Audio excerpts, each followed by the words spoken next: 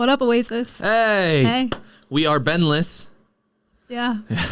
He had a migraine, so R.I.P. him. He's not dead, but He's resting. yeah, resting. Yeah, but all death is but sleep to our Lord and Savior. But just to make very clear, Ben is not dead. He's just a little under weather. So it's just us two. It's just us. So we pivoted, and I threw a curveball at Emily, and I just changed the topic on her completely. But let's start with our mixer. Okay. You got to share. I told Emily, didn't give her much time to prepare. What is a recent, you define recent however you choose, embarrassing failure you had? This was yesterday. That is recent. I love that. So every couple of weeks, I have like a ministry coach that I call. Oh, and yeah. I'm a little like not well. I have the sniffles and a cough.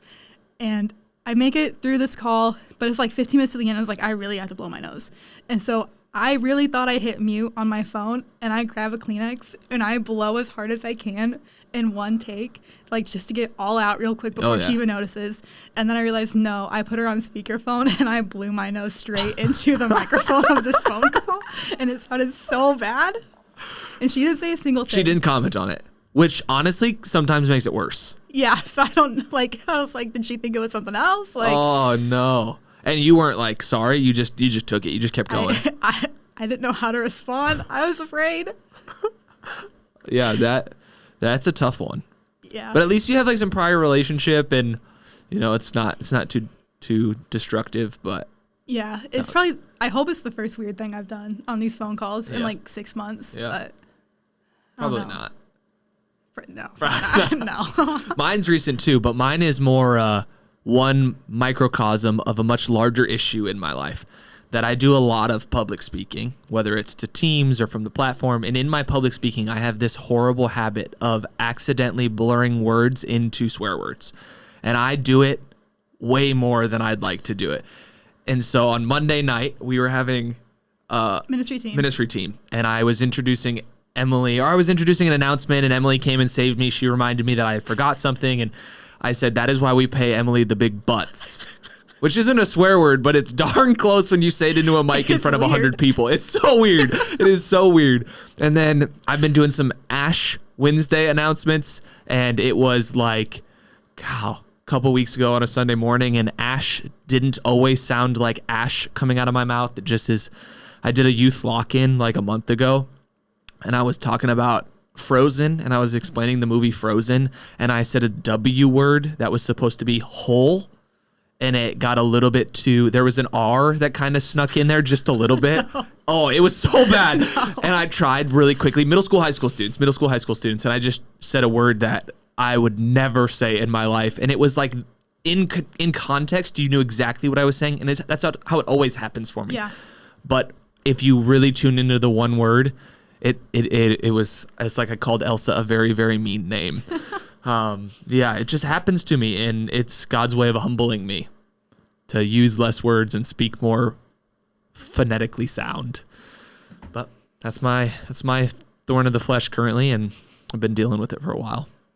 But here's why I say that. Here's why I have us ask that question and address it. Because sometimes when we sit behind microphones, or we stand up on platforms, or even just from a distance, people see us as pastors, which we're really lucky to be able to do. But because of the lens in which they view us, they don't always see us as people too. And so you're a role that you play in my life as pastor, but I don't always understand what it means for you to just be an individual person. And you're about to go on a mission trip. And one of my favorite things about the mission trip every year is as I get to meet people and we live life together for 6 or 7 days, by the end of the trip, they're like, oh, you're like a normal dude. And I'm like, yes, I go to the grocery store and I have a family and I do chores. Like I'm an actual human being. And so anytime I think that you can humanize your pastors and let them be seen or experienced in a very just real way, I think is helpful for people. And it's kind of a pushback. I'm going to go a little historical, that for a long time in church history, they didn't want that. And some of that emerged out of the Catholic tradition, and into the Reformation, there was this sense of piety around pastors. And so in America, when there was like the circuit riders and some of the great evangelists and the awakenings here, that there was one guy, I'm not going to remember his name. very, very, anyways, doesn't matter. He kept getting sick because he was traveling so much. And the people he was leading, one of their greatest critiques of him is they didn't want to see him sick because they wanted him to be at a holy standard above them. And so every time he got sick from his many travels, they would be frustrated because he wasn't the holy man they thought he was. And so that was the level of piety that they used to hold pastors to. And nowadays, I just feel authenticity and realness is a lot more helpful for our people. Thoughts on any of that? Yeah, I mean, this is why, like, I hate the platform. Like, there's something that I love about preaching. Like, it's an authentic worship, but it's like as soon as I step up on the platform and have lights on me, there's a spiritual battle that goes on of where it's like, one, am I actually projecting a sense of self that's actually true and authentic? Yeah. Am I seeking the praise of others? And two, like, I notice where it's like, I can get really concerned with what people think about me. Yeah. And like, we talked about mental health, and I talked about how I have a therapist. Yeah. And it's like, am I even allowed to say that from a platform? And so it's just like, there's so many things that like platforms and microphones do, like to anyone that has influence, where it takes part of your personhood away. Yeah. And so, yeah, I'm a person. I do weird things. There's a couple of, yeah, it's good. There's a couple of sayings that I've clung to in the midst of platformed ministry, and one is distance distorts, and it distorts both ways. And so that the way that a pastor can be tricked to interact with their congregation because of the distance of lights and platform is you no longer are a shepherd to your sheep, but you are a communicator to a congregation, and those are two very different things. And so distance distorts, but also on the flip side, and the way people interact with you is because they don't have that direct relationship with you, the way that they can interpret you or interpret the different things you say can become distorted because of that distance. And the other one I like to say is platform is for viewing, not for value. Like we stand on a stage when we do a lot of our ministry, and that's not because we're better than anyone, not because God loves us more than anyone, not because we're more like, we're not even more qualified or like better to be up there necessarily, but for the sake that people would be able to better see us in the ministry we do. Jesus pushed out from the coastline in order to stand on a boat to proclaim the message, and he did not to isolate himself from the people, but to equip the people to receive his teaching better. So the platform is a little way like what Jesus used to do in creating some of that distance to be able to better equip people with his truth. So I think those things are just helpful, not only for my own sake, but to help people understand the dynamic of pastor and person. So to continue to push into that idea, one of the things we want to do today is just share some of what God's teaching us, not as pastors, but as people. Because before we're pastors, we're Jesus followers. We're Christians first and foremost, walking alongside our risen Savior, Lord and Jesus, and trying to learn what it looks like every day to follow him better and better. And so you go first. Yeah. Tell me a little bit. I'll jump in and out, ask some questions, and it'll be helpful to people. So like the past couple of months have probably been more mentally and emotionally exhausting and tiring than I realized, and it kind of culminated around Christmas break. I went home to celebrate Christmas, and I pretty much drove straight to a hospice center. My grandpa, I saw him at Thanksgiving, and he like wasn't doing well, and then just like really just like medically kind of crashed. And then for like this whole week, we kind of thought he was gonna go, and he didn't. He just hung on to life in a hospice center. And so that's how I kind of spent my Christmas break. And then coming back in January to work, like physically, I didn't do anything, but I was like, man, like I just feel slow. My brain is foggy. And I got really hard on myself of like, man, like every other staff member here, like celebrated with their family and like took a vacation and like has come back rejuvenated. And I feel like I'm coming back worse than when I left. And I kind of just started having this conversation with God of like, I think so often in tiredness, like I feel shame of like, why didn't I rest better? Why am I not strong enough? Like, why is this person seeming to do okay with this circumstance and I'm not?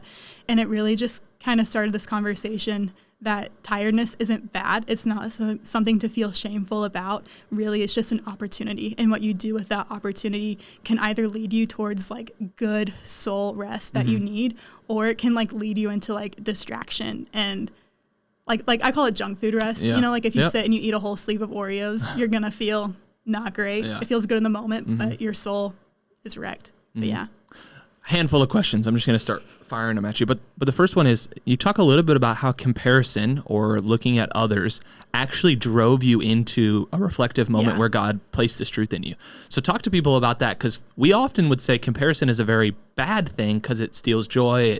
It hurts our own self-image. It's not helpful. But in this sense, you being reflective based on what you were seeing and experiencing, was helpful?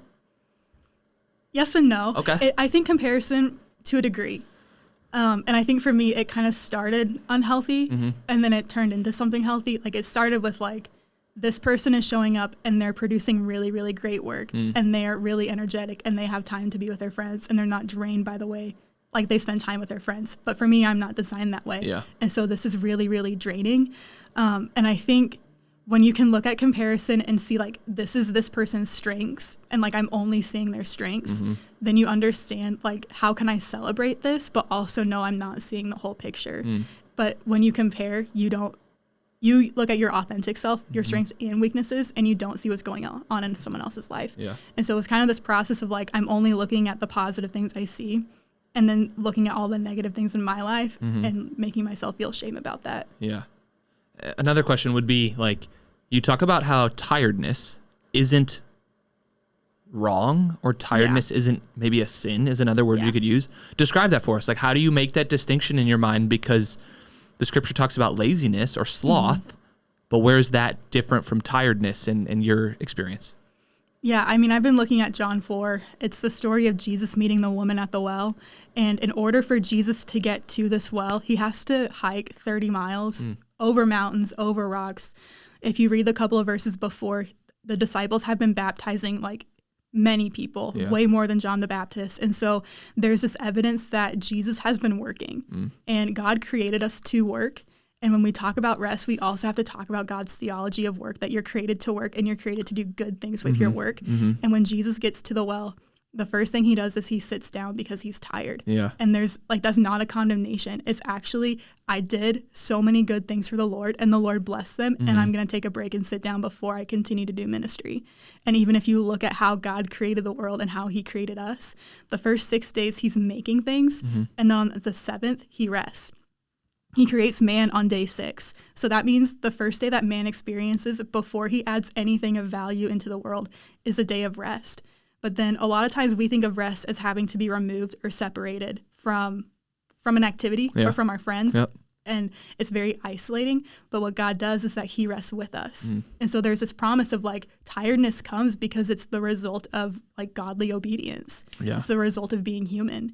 But then when we retreat, we're not retreating alone. We're actually retreating to God and he's there with us. Yeah, it reminds me of a quote I've been sitting on lately. It's Parker Palmer, and she says, burnout is a state of emptiness to be sure, but it is not as a result from giving all I have. It merely reveals the nothingness from which I was trying to give in the first place.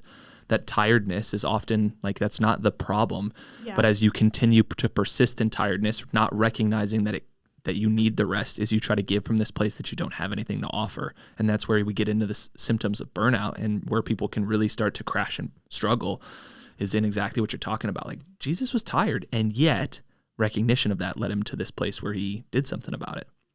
Yeah. And it's like taking a nap doesn't fix soul rest. Like, there is a soul rest that comes from being a disciple who lives in a broken and fragmented world. And like eating healthy, like it probably helps. Exercising probably helps. Yeah. But there is a soul rest that you cannot find anywhere else other than resting with God. Yeah. And so that's kind of what I've been learning of like, I did a really good job of like taking naps, but I need a bit more than that. And doesn't that couple so well with the series we just finished? Yeah. Right? This holistic idea of, yes, your physical body matters. And so you need to get rest, you need to eat well, and your relational network matters because whether you're an introvert or an extrovert, you need people. And if your social tank is empty, like you're probably going to struggle, and your intellectual side and your mind resting and your emotional side. And then of course your spiritual side. And so it's not one piece of it, but rest is holistic in that. And so what does rest look like for Jesus as he's sitting there in John 4? Honestly, he asked for help. Like he asked a woman for water and like he got a drink of water. Yeah. But I also think it's interesting too, like the disciples are looking for food because they also like walked 30 miles. Yep. But Jesus starts preaching about like the goodness of God and about salvation. And then the disciples come back with food and he's like, I'm not hungry. I have all that I need. Yeah. And so it's just like remembering salvation. And I think sometimes, especially as someone like who was raised in the church, salvation is something that I forget is powerful and I forget is so pivotal and is so central to my faith of what Jesus has done, because he's saying that like the well that the woman is drawing from, he's like comparing it to himself. He's like, I am like living water. Yeah. Like you will never thirst. You will never hunger. You will never tire when you come to me. And I think there are like waters that only Jesus can actually restore in our soul, and it just comes when you sit with him. He just sat at the well, and he just remembered who God was, and then he was filled. And you say this word salvation, but some people might not for sure grasp what that really means. What does it mean? Like, what is salvation? And then what does that actually do for us in the midst of eternal life? Yeah, salvation is what Jesus has done on the cross for us as people who are apart from God because of sin, his sacrifice, but then also like his resurrection and his victory. Yeah. And so what that does is like it creates this like breakthrough power in which God, even in a broken and fragmented world, God is actively restoring through the power of his son displayed on the cross everything that's broken. And it's also the hope of the promise that one day the son, like Jesus, will return again and is going to completely restore all things. Yeah. And so everything in my soul and in my heart and every experience I have, all of it is actually solved by the fact that like God's word is true and he's faithful and the son is powerful enough to redeem and restore all things. Yeah, I heard you talk about this a couple weeks ago, and you said a line along, I'm going to butcher it. This is a paraphrase of you sitting here at the table with me. But if God has solved the greatest cosmological issue in the universe, then he can deal with any other issue in my life. Speak to me about that, like, and fix it if I said it wrong. If you remember that line. I didn't write it down, so it sounds right. Oh, so good. It was so good. But yeah, like, so like we're going on a mission trip. Yep. The biggest thing I'm worried about on this mission trip is this van. Like this van has been like the bane of my existence. Yeah. At first, there were no vans available in Arizona, and I started freaking out. I was like, how are we gonna get to Tucson? Like we literally had to have a van. Well, and Emily freaking out is to go from like a 1 to like a 3. Like it's like external on the outside. Yeah, on the outside. But on the inside, it's like a 30. And I was like, how are we going to get a van? And then there's even just issues where like I heard from the van person, she's like, yeah, I've never been to the Phoenix airport. And I was like, this is great. We have 14 people and you've never been to this airport. But it's just like, man, like just putting into perspective some of the small things, but also understanding that God cares about my worries. Yeah. Like I have worry. And I have like anxieties and things that are like we're foreseeing and knowing that God cares about them. But even in the midst of those, God cares about deeper things. Where it's like, yeah, if we have to wait 15 minutes for this lady to pull up with a van, but it's like actually what is happening in that moment? Like our team is going to share the gospel and like who do we get to meet along the way? And what are the deeper soul things that God's concerned about? Yeah, that's good. What's the practical side of this look like for you? So we've had a semi-theological discussion on what salvation is and what it actually does. I mean, what is rest and what is sin? What is tiredness? But yet you're in the midst of learning this. And how has God implanted in you practices, rules, habits, ideas that have flourished in the midst of exploring this? Yeah, I think in every season, rest has looked different depending on like what you're outputting. What you need to input looks a little bit different. Yeah. If you're working a lot with your hands, you probably need to input more like mental and things into your mind. If you're pouring out a lot of papers and writing, you should probably like working with your hands for rest. But I think like the two questions I go back to is like, I try and take an intentional Sabbath each week. Yeah. And the two questions I ask are, is this rest? Is this worship? And those are kind of like the two things that ground me. And so, I'll watch a movie. One movie's restful. It's 8 movies in one day restful. No. Yeah. Is that worship? No. Yeah. But then it's like, is studying my Bible for 8 hours a day restful?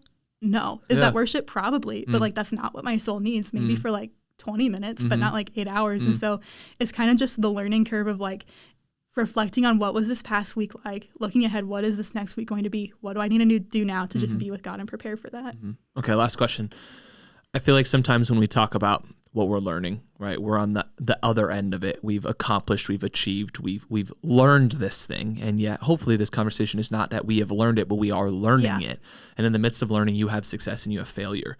And so as you talk about this, like where's one place that you're still wrestling? What's another question you haven't answered? Like what's a failure that's still really real in this area? Yeah, I think the hardest part is like navigating this as an introvert, especially when you look at like how Sabbath is practiced. It's usually practiced with people. Yeah, it's very communal. Yeah, like people would share meals together. They'd just spend like a whole day together and just thank God. And it's like, as an introvert, learning that there are people in my life who their presence is like so life-giving. And sometimes you can actually spend way too much time with them. And then there's people in my life I avoid sometimes because they're kind of draining. Yeah, oh yeah, like, for sure. And so it's learning, how do I invite people into rest? how do I do this well? How do I also understand when to push myself and when to pull back? Mm-hmm. That's good. I love that. Praying for you in that. I mean, it'd be what a cool thing to be able to learn to rest well. Should I go now? Yeah. What have you been learning? Oh, what have I been learning? So it kind of all stems out of last summer. God often works in themes in my life, big themes. And so I'll take 6, 9, 12 months to learn like one thing really, really deeply and transformatively. And so for this last summer into the last 6 months has been about longevity, actually, which I find is kind of ironic as a young person to be thinking about longevity. Like longevity and legacy are these two ideas that usually are towards the end of life. People think about like, how can I extend my life and what kind of legacy can I live? And yet God's really placed it on my heart. And one of the reasons longevity became important was I started running. And I know Emily's a runner and she's run before, but I haven't really. Like prior to last summer, I'd only ever maybe done 4 miles, like my longest race ever. And I trained for a 15 miler. And so consistently each week I was putting on 10, 15 miles, and my long runs were 8, 9, 10, 12 miles, right? And so you have some time to think about it. And I was just amazed that as I was physically exercising, how my longevity was able to just be increased. You know, when you first show up week 1 of training, like running 3 miles was hard, like way too hard. And you finish those 3 miles and you're like, there's no way I'm ever going to run 15. And then you show up next week and you do 4, and the next week you do 5, and the next week you do 7, and all of a sudden you've trained for 15 or 20 weeks, and you get to this place where in your longevity of training and consistency in building stamina, you can get to a place where you can run 15 miles. And so God was on these runs sparking this idea of stamina and longevity. And what does that look like in my life? Like all across the board. I want to not be just a good pastor now.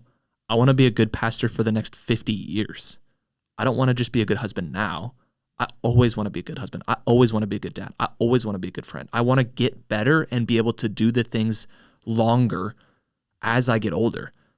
And as God was impressing that on me, I was being confronted with places where I was actually undermining that exact philosophy. Like the practices or habits or expectations I had for myself right now were not blessing me to do it for another 40 years, but actually hurting me and going to be the thing that took me out, that I wouldn't be able to do that. And so that's kind of like the macro idea that I've been kicking around. Just like, what does it look like to do things well, not just today, but for a lifetime? Did you notice like those thoughts coming out of seeing like, I mean, like you hear the stats on pastors, like 50% leave within like 5 years. Yeah. I mean, pastor burnout's a ton. I don't know if I really felt it around me. Like, okay.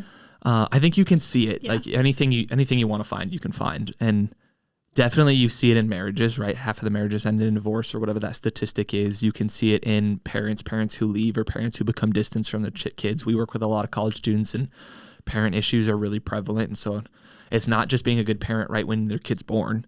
Like you need to be a good parent when your kid's 18 and when your kid's 30. And so how do you do that? And not every parent can do that. And so like, I think those things are really true. But honestly, I think it was just something God was revealing to me in his grace because I haven't hit it yet. Like it almost is like, hey, up ahead is this danger. And if you continue in these trajectories, you're going to run off the cliff or run into the wall. And so it was almost just his kindness kind of out of the blue to just be depositing this in my soul. Yeah. And even like when you think of like when your daughter Eden was born, like for him to have the kindness to do that even like before she was born. Yeah. I'm saying like think about these things like before you add like another child like into the mix. Yeah. And that's why I think themes become so pivotal in my life because, you know, it's something I learned for 3 months and then I thought, okay, God's taught me that. And then you get a curveball, whether it's having a kid or a job transition or graduating from school or a relationship ending or a new friendship. There's these curveballs life throws at us, and the theme adapts to that idea. Like it's not like everything I learned got pitched out the window. It got expanded by the new trial I was walking in, like learning to persevere and to have stamina and to endure and to be present in that like was unique and different. So yeah, it was good and hard. Both of those things. What were some of the adjustments like you've made? That's good. So one of the there's 2 scriptures I'll throw at you to get us rolling in this way. The first one comes from Luke 14. I'm not going to read it to you the entire thing, but Jesus is explaining this example, and he's essentially saying what builder before constructing something would not sit down first and count the cost of what it will take to build that very thing. And he's explaining some of what it means to be a Christian. Like, before committing to Jesus and before giving your life to the kingdom, who would not sit down and say, you know what, what's this going to cost me? Like, you wouldn't do you're not going to get food without first asking, do I have money in my bank account? Like, there's all of these pre-questions in order for us to make actual, like, good decisions. And so when it came down to that, when I was reading this passage in Luke 14, it's like, okay, if I want to be this person when I'm, Lord willing, 60, 70, and 80, what are the costs that I have to count now to do those things? And so that was one of the pivotal passages for me. And then Hebrews 12 is one that's always been so beautiful. It's like to run that race with perseverance. Well, what's a race? What's perseverance? And those two together kind of led me to 6 points. So I'm a preacher, so bear with me and stop me maybe per point if you want. Okay. I don't know where your questions want to come from. But one of the things that's really practical, I think, in longevity is what partners you have in life. And so partners is a sense of community. And I try to pick that word partner intentionally because partners add value, and community has an abstract sense that sometimes we don't think it needs to be very valuable. It's just to surround ourselves with people. And I don't just need people in my life. I need partners who are going to come alongside me in all the places God has called me to. And so for you to be a friend, I don't want you to just be a friend that I can laugh with and we can joke around. I need you to be a friend who spurs me on in my marriage and in my ministry and in my life. And so I need partners, people who link arms with me and run that race. Like, I mean, it's Paul to Timothy, it's Paul to Barnabas, it's Paul with Mark here and there, it's Paul with Peter. He linked his arms with these people as they went on the gospel mission. And so that was probably number one. It's like a sense of community that really, really adds value to my life. How long did it take to find partners? And then how have you maintained keeping partners? Twofold to that question. One, I don't think I found all the partners I need in life. I think that's part of what God is teaching me when I say, hey, there's these warning signs and there's this trajectory you have where I have had community and I have connections and I have people around me, but have I leveraged all of those as partners, or have I invited them into partnership? And so that's something I'm still actively praying on. Like, I don't think in any of these 6, if you asked my question to me about where I'm still struggling, I think in each of these 6 I can give you areas. And yet that's one where it's like, how long did it take me? Still an active, ongoing work in progress. And then how do you keep those?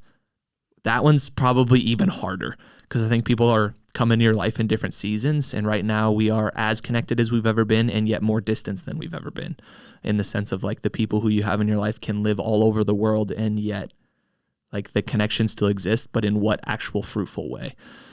And so both of those things are fantastic questions that when I get the answer to, I will let you know. Thank you. But it always takes longer than you expect, and it takes more work than you expect. I think both of those things are true. So whatever you have in your picture right now for you to find those partners in your life, it's going to take longer than you expect. And whatever it takes for you to have an intentional, viable, healthy partnership is going to take more work than you expect. I think coming in with that mindset is going to be helpful. You want me to go keep going? How much time we got? Oh my gosh, we are blowing the clock, but that's okay. The second one I have is pace.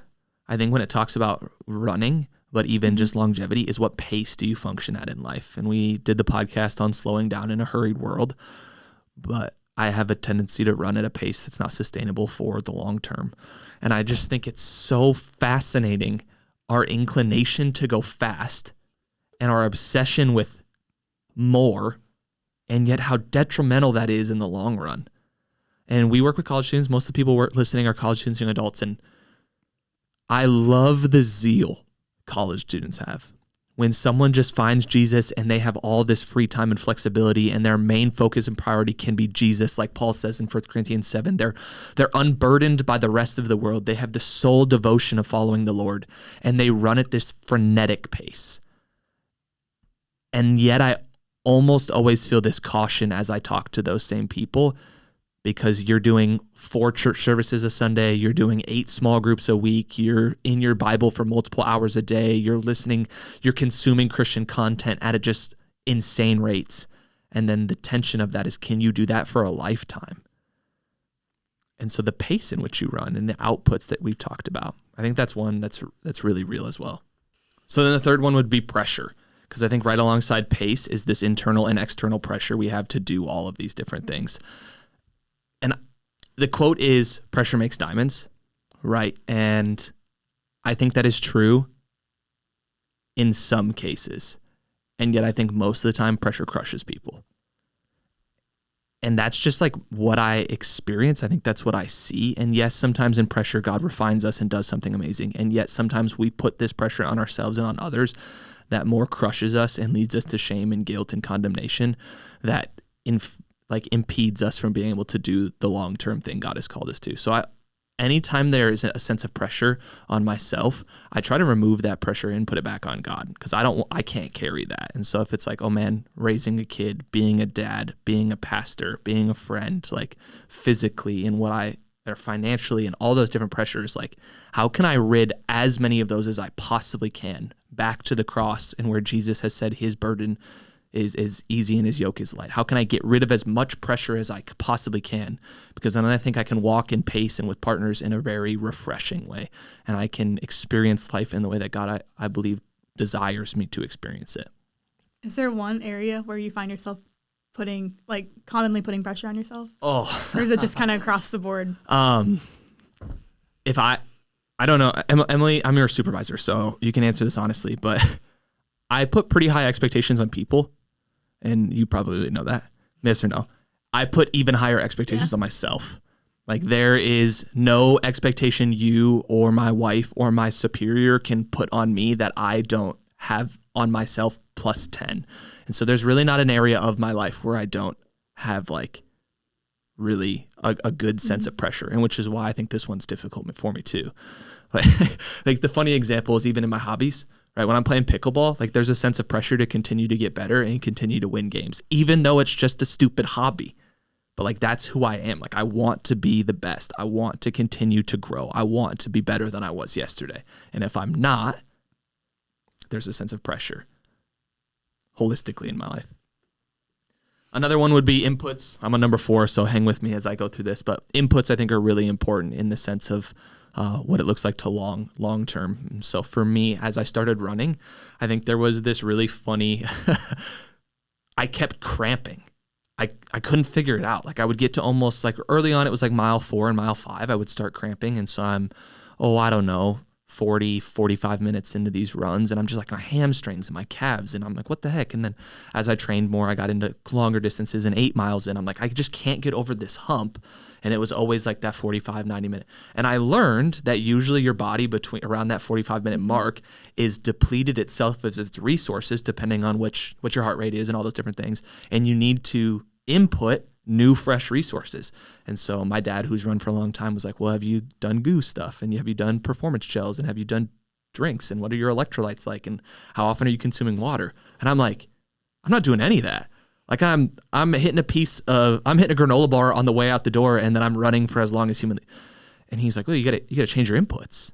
You gotta do some of it. And it was crazy that you'd be 45 minutes into a run and you'd take a couple drinks of Gatorade, or you'd have a goo packet, and like the next 45 minutes were like I was reborn.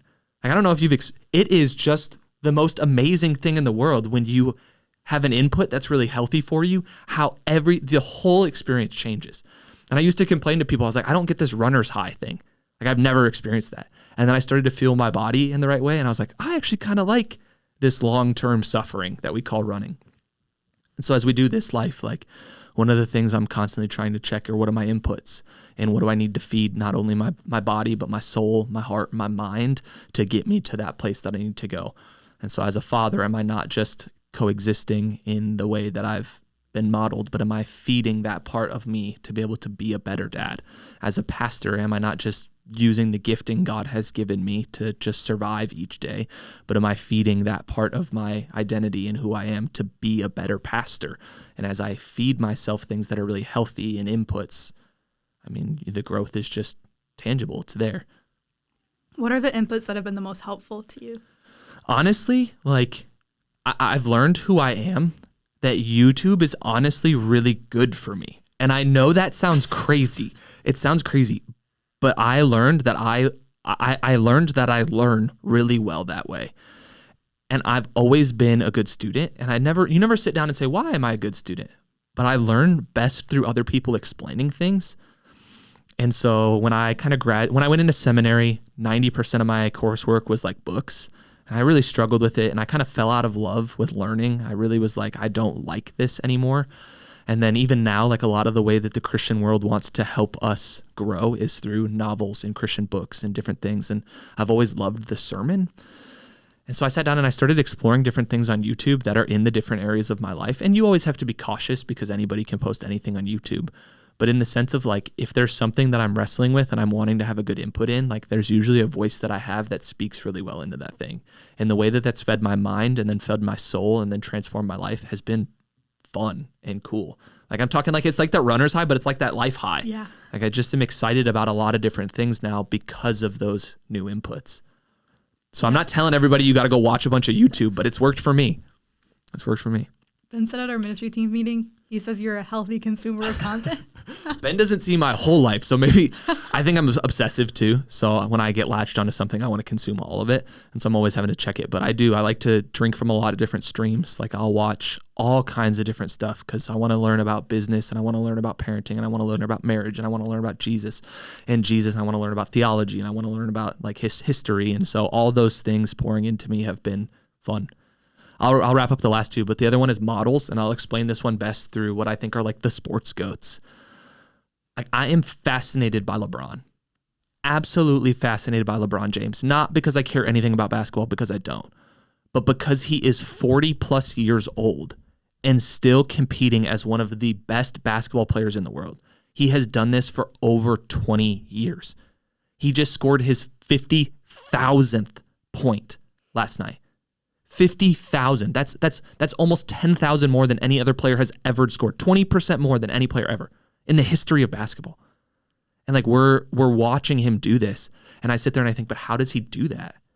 And you can go listen to him talk on podcasts. You can go read his books and he has such a system in which he has navigated his life with inputs, with pressure, with pace, with partners, like to do what he's still doing at this level. And so you have to have good models in your life, people you can look to and say, I see them doing that, and I also want to do that. And so if you break down the areas of your life, like running, you should have a running coach, whether it's a virtual one or a present one, like who tells you this is the pathway to success. As a pastor, you need mentors and coaches. As a Christian, you need someone who's discipling you and teaching you. As a parent, you should have other parents who are like, yeah, when your kid did this thing, my kid did that thing too, and here's how we navigated it. Like you need people who are in front of you in life who are able to speak back into, and like the church is the most beautiful model of what it looks like to have models, because there's such a diversity in the church gathering that I guarantee you can find every model that you need in the gathering. So that one's been fun. Or like Messi or Michael Phelps. I've done some stuff on Michael Phelps or Tiger Woods, or now you've got Scotty Scheffler golfing. And there's these people who they dominate, but they dominate over a long period of time. Mm-hmm. It's awesome that you had one good season. Like that's cool. I'm glad you had one good year. I want to have a life that's really good. Like I don't just want to have a really good year at Oasis. I want this ministry to grow and be what God has designed it for decades. How do we do that? And that's like, okay, who's done that? And how can I learn from them? Want me to just do the last one? Yeah. All right. The last one is passion. And so to recap, I know I've gone so long, but this is Emily. I told Emily I want to talk about what we're learning, and selfishly, I just wanted to talk about this. But the 6 points are partners, pace, pressure, inputs, models, and the last one is passion. Maybe one day I'll find 2 P's for the other ones. But when it comes to perseverance and like longevity and like effectiveness and legacy, are you passionate about what you're doing? Are you passionate about the areas of your life that you're investing your time? It drives me absolutely bonkers when someone does something they're not passionate about. There are too many good things God has put in the world to do things that you're not passionate about doing. So if you don't like your work, like go find something you're passionate about. And I get that's hard, but it's worth it. Like if you're not passionate about like your community, go create a community you're passionate about. And if you like, passion is the fuel that makes all of this possible. Like if you want to live into the other 5, you're not going to do it if you don't care. You have to care. Like, and that's where it's really hard to get people to care about something, to care about the longevity of their life. But once they do, then I think that's the puzzle piece that clicks all the rest of them into place. It's the thing that will drive you to actually achieve that which God is putting out in front of you. So I think passion is like the linchpin that holds them all together. How do you find a passion? I think God's placed it in you. Yeah. I don't even know if you have to find it as much as realize it. Like I think find has this conception that I got to go search and discover it. And oftentimes passion's intrinsic. Like God's wired you. He's put it in you. So are you squelching it? Like if you don't feel passionate about anything, are you like quieting that? Are you putting that fire out in your life? Or like, are you even asking that question? Because I don't think most people are. Like, oh, what do I really enjoy doing? Because if you ask that question, I think God, through prayer even, will open your eyes to the things you're passionate about and then do more of that. Like that's how passion is fueled. It's not like, oh, I love doing blank, and then you never do blank. Like you have to recognize it and then feed the flame. And so I don't know if it's this like self-discovery journey that people are like, I got to go climb a mountain to see if I like climbing a mountain. It's like you probably know before you get to Everest if you're going to enjoy that or not. So just look inside of you and what has God placed in there, and then do that thing. Cool? It's cool. All right. So it's longevity. I know a lot of people listening are 18 and 20, and you're like, I don't know if this really matters for me, but it does, because the way you live your life right now has direct implications on the life you'll live when you're 60. And there's probably something in here, maybe pace when we talk about rest, but that's really good. Any final thoughts? Cool. Yeah, thanks for listening. Thanks for hanging out with us, even if it was a little bit longer than usual. This is what we're learning, but we're praying God's teaching you things in your life. So peace out. Peace out.